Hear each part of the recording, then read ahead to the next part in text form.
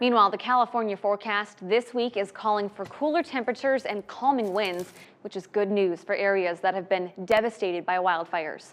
Firefighters are starting to gain ground in containing the wildfires raging through California. In a few neighborhoods, residents are starting to return and see the damage done, and officials are saying the fire zone is still extremely dangerous.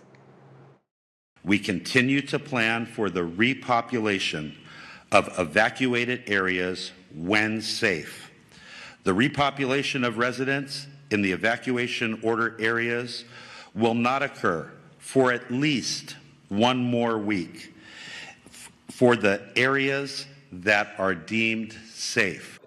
More federal aid is also heading to fire victims, and it is desperately needed. FEMA reported it received 53,000 applications for its individual assistance program. State Farm Insurance also announced they will offer insurance renewals even to some homeowners it previously planned on dropping.